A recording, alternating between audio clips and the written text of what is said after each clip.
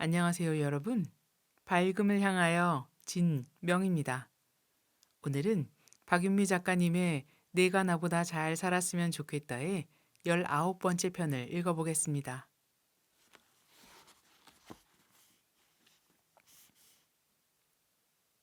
영원한 행복은 어떤 걸까요? 교회 가자고 졸라대는 친구가 있어요.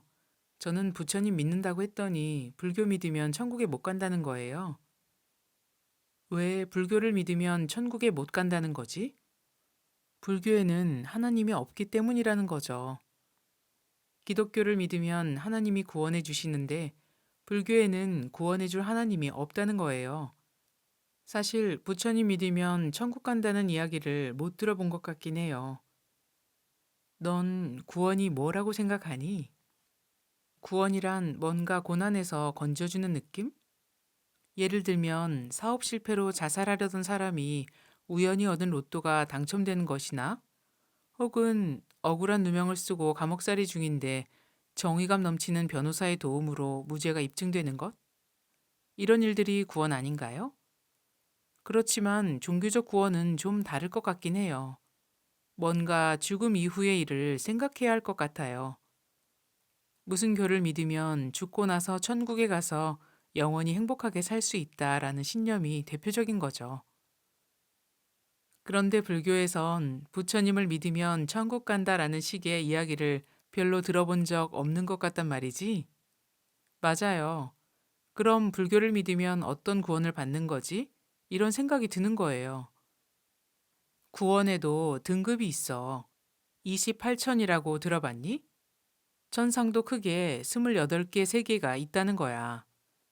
천상도 낮은 레벨부터 최상위까지 존재한다는 건데, 마치 지구상에 미국부터 방글라데시까지 다양한 나라가 존재하는 것과 마찬가지야. 그럼 지옥도 여러 세계로 분류되나요?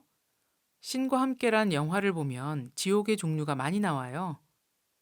그래, 경전에 화탕지옥, 얼음지옥 등 여러 종류의 지옥이 묘사되어 있어. 각 지옥마다 해당되는 제목 및 형벌의 종류도 세세하게 묘사되어 있고, 그렇다면 불교에도 천국과 지옥이 있는 거네요? 물론이야. 죽고 나면 생전에 어떤 종교를 믿었는지, 선행과 악행을 어떤 비율로 했는지에 따라 영계의 갖가지 세상이 존재해. 그 중에 대체로 살기 좋은 곳들을 천국, 살기 험한 곳을 총칭해서 지옥이라고 하는 거지. 석가모니 부처님도 천상 중에 도솔천이란 곳에서 4천년 동안 호명보살로 계시다가 인간 세계로 오셔서 부처를 이루셨다고 기록되어 있어. 도솔천은 어떤 곳이죠? 미륵보살님이 설법하시는 곳인데 거기 사는 천인들은 오욕을 충분히 즐기면서도 수행 정진하는 곳이라고 해. 엄청 좋은 곳 같네요. 그럼 부처님 믿으면 사후에 천상에 가서 즐겁게 살 수 있는 거잖아요. 그런데 왜 그런 사실을 적극적으로 홍보하지 않죠? 천상의 행복이 영원하지 않기 때문이야. 천상이 이 세상에 비해 환경도 좋고 즐거운 일이 지천이지만 본인이 쌓은 복이 다하면 천상에서 나와야 한다는 거야. 마찬가지로 아무리 극악한 지옥도 정해진 기한이 되면 나오게 되어 있어. 결국 천상에 태어나도 정해진 기간이 있다는 거고 다시 괴로움 가득한 곳에 태어날 수도 있다는 건가요? 그래. 그런 걸 윤회고라고 하는 거야. 부처님께서는 유한한 즐거움엔 큰 가치를 두지 않으신단다. 보는 안목이 우리랑 다르신 거야. 그런데 만약 생각이 좁고 남을 비난하기 좋아하는 성품을 지닌 사람이 천국에 가면 행복할까? 글쎄요. 뭐, 천국은 풍요롭고 살기 좋은 곳이라니까 일단 가기만 하면 행복하지 않을까요? 잠시 잠깐은 그럴 수 있지만 오래 가진 못해. 어떻게 예를 들어야 할까? 틈만 나면 남을 헐뜯고 이용해 먹는 성품을 지닌 사람이 천국에 갔다고 치자. 처음엔 좋은 환경 덕에 즐거울 수도 있지만 시간이 흐르면 어쩔 수 없이 본인의 내면 의식이 튀어나오게 되어 있어. 반면 긍정적이고 현명한 사람은 열악한 환경 속에서도 스스로 행복을 만들어 간단다. 그럼 인간의 행불행이 주위 환경과는 아무 상관없단 말씀이세요? 아니, 그런 게 아니라 좀 더 근원적인 부분을 말하는 거야. 행불행을 결정짓는 주된 요인은 각자의 내면 의식이란 얘기를 하는 거지. 질투심이 많고 편견이 심한 사람은 환경에 상관없이 본인이 계속 괴로움을 만들어내게 돼. 물론 이 사람이 환경마저 나쁘면 괴로움은 가중되겠지만 환경이 좋아도 내면에서 솟아나는 괴로움은 해결되지 않아. 약간 이해가 될 것도 같아요. 똑같이 열악한 환경에서 큰 성취를 이루는 사람이 있는가 하면 재벌가 손녀가 마약 사범이 되기도 하니까요.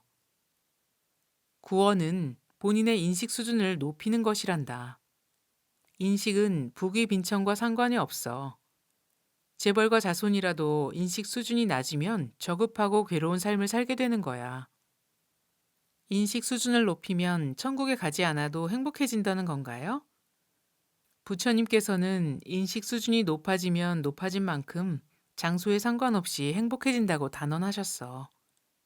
그렇게 계속 인식 단계를 높여가다 더 이상 높아질 곳이 없는 상태를 무상정등각이라고 한단다. 이 상태가 바로 완전한 구원이고 모든 괴로움에서 벗어난 해탈인 거야. 아, 그럼 부처님께서는 우리한테 스스로 노력해서 구원하라고 하시는 건가요? 부처님 힘으로 우리를 좋은 곳에 데려가 준다거나 그런 일은 안 해주시는 거예요? 왠지 절대자라면 믿고 따르는 사람들을 좋은 곳에 단번에 보내줘야 할 것 같은 느낌이 들어요. 그런 걸 중생의 욕심이라고 하는 거야. 별 노력 없이 누군가에게 기대서 좋은 곳에 가고 싶은 마음 말이야. 사실 엄마도 그런 생각을 하던 시절이 있었어. 그러다 불교를 배우면서 어느 순간 알게 된 거지.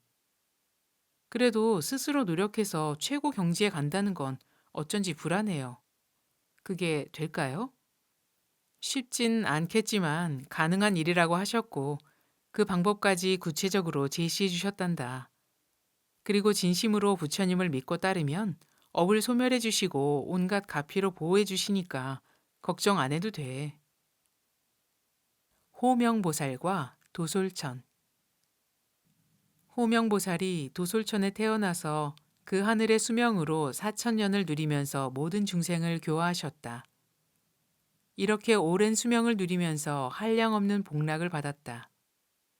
4천년의 기한이 다 되어가자 5가지의 나쁜 징조가 나타났다.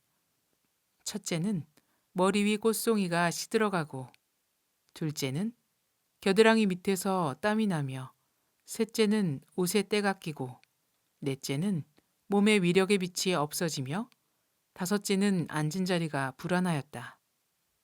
그때 도솔천 사람들이 호명보살에게 이 5가지 징조가 나타남을 보고 큰 소리를 내어 울부짖었다. 슬프도다. 우리 대왕님께서 오래지 않아 도솔천을 떠나니 우리는 누구를 의지하며 살 것인가? 그 울음소리가 천공을 진동하며 6개 6천을 지나 색계의 마지막 하늘인 색구경천까지 울렸다. 또 아래로는 야마천, 도리천, 사천왕까지 진동하여 그 천인들이 몸을 떨면서 호명보살께 격려하며 슬퍼하셨다. 그때 호명보살은 그들에게 이르셨다. 내가 이 천상에서 명이 다하여 인간에 나게 되리라. 이 몸은 무상한 것이며 부정한 것이며 괴로운 것이다. 그 누가 능히 이 무상의 괴로움을 벗어날 것이냐? 나는 자는 반드시 죽고 만나면 마침내 이별하는 것이 이 세상의 법칙이다. 그러므로 나고 죽음이 없는 보리를 성취하여 열반의 피 안에 이르게 되리라. 그리고 호명보살은 금단천자에게 명하였다.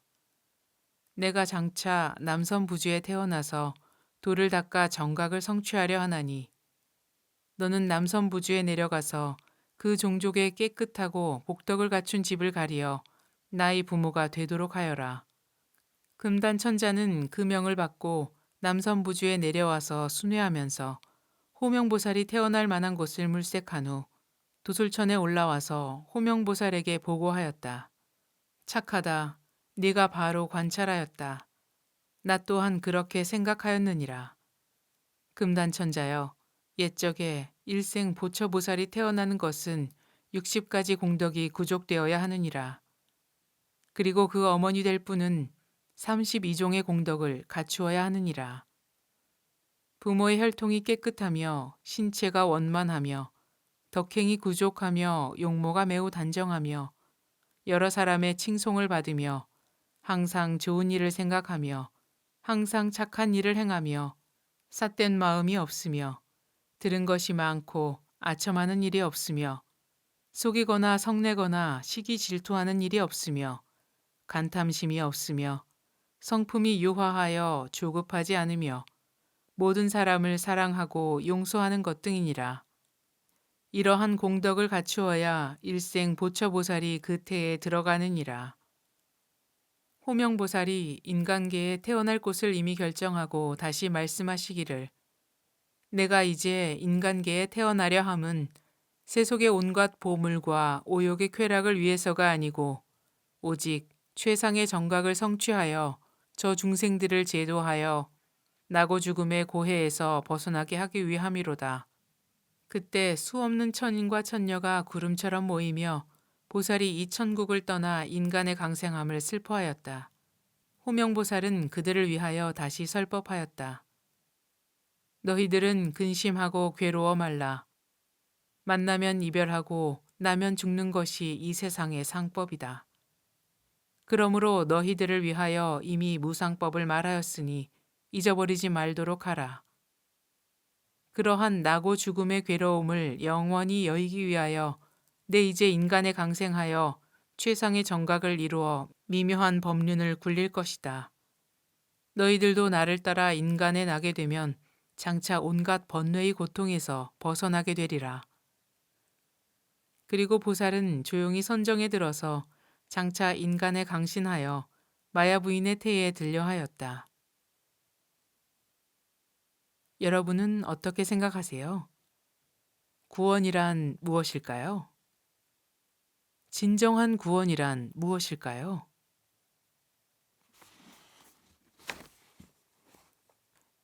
매일 지혜로워지는 우리를 위하여 진명의 책 읽기는 계속됩니다. 여러분의 관심과 사랑은 큰 힘이 됩니다. 그럼 다음 시간에 만날 때까지 안녕히 계세요.